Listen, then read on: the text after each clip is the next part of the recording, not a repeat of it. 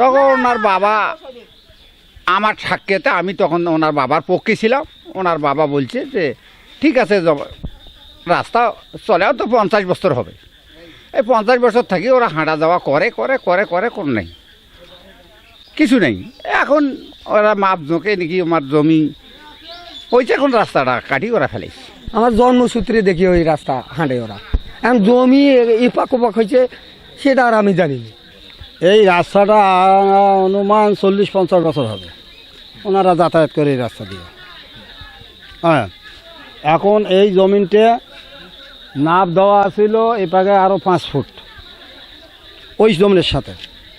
এখন জমিন এরা করছিল এই জমিনটা ফির ও পাকে জমিন আসছিল। রাস্তাটা ওটা আমরা হয় হাতে পাও ঘাঁটা দেখছি, দেখার পরে ওই আর রাস্তাটা এখন ওরা ফির বন্ধ করলে। মাটি এখন মনে করেন ওসমারে মাটিটা করলে ওসমারে 12 শতক ওসমার, এখন 12 শতক থাকি ওই 3 শতক বাদ দেওয়া হয়, ন্যাপে বড় হয়েছে দেখি ওরা আনেছে।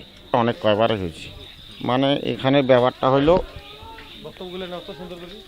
হলো জমিটা হলো আমার মূলত দলিলের জমি।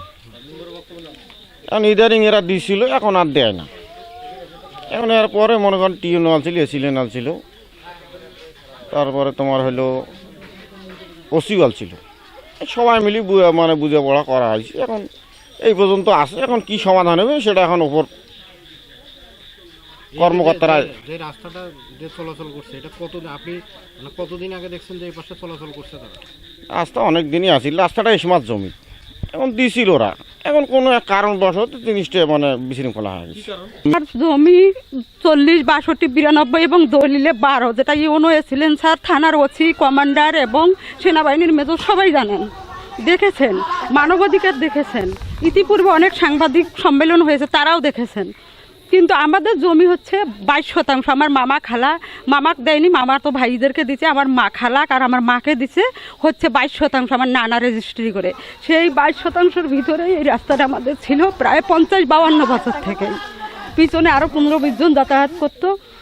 ওনারা হঠাৎ করিয়ে আমাদের রাস্তাটা বন্ধ করার জন্য আসে, আমাদের উপর চড়াও হয়ে মারধর করার জন্য আসে। দেলোয়ার, জহাব, মমিন, রশিদ, আলিম, কাশেম, তারপর হচ্ছে কলচু মা ও জহাবের বউ, তারপর জোহরা ওনার ওয়াইফ, মমিনের বই, এরা মানে ওই বাড়ির সবাই, ছামচুলের নাতি হচ্ছে শাকওয়াত।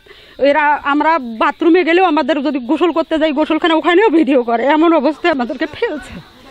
একটা যে অসুস্থ হলে ডাক্তারের কাছে যাব বা একটা প্রয়োজনীয় জিনিস আনবো সন্ধ্যার পর, দিনের বেলা তবুও আইল দিয়ে একটু অন্যের বাড়ি দিয়ে হাঁটতে পারছি, কিন্তু সন্ধ্যার পর আমরা বের হইতে পারি না। তারা লাঠি ছোড়া নিয়ে বাড়ির আশেপাশে ঘুরে বেড়ায়, তাদের ভয়ে আমরা বের হতে পারি না। তারা রাজনৈতিক দলের সাথে, যখন যে দল আসে সেই দলের সাথে তারা ঘুরে। যখন আওয়ামী লীগ আসে, আওয়ামী লীগ, বিএনপি আসে,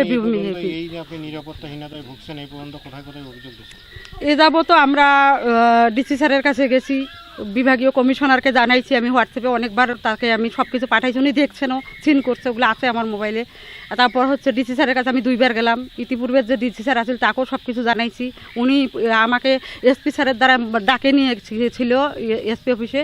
তারপর আমি কাগজপত্র সব দেখাইছি যখন, তখন এসপি স্যার বলছে যে স্যার ঠিক আছে, এটা সত্য ঘটনা, উনি এনার যেটা অসুবিধা এটা সত্য। আমরা চাচ্ছি আমি চাবো এইটাই যে সকল ঊর্ধ্বতন কর্মকর্তা থেকে বাংলাদেশ প্রধানমন্ত্রী থেকে শুরু করে আমি সবার কাছে আমার এই রাস্তাটা ভিক্ষা চাই।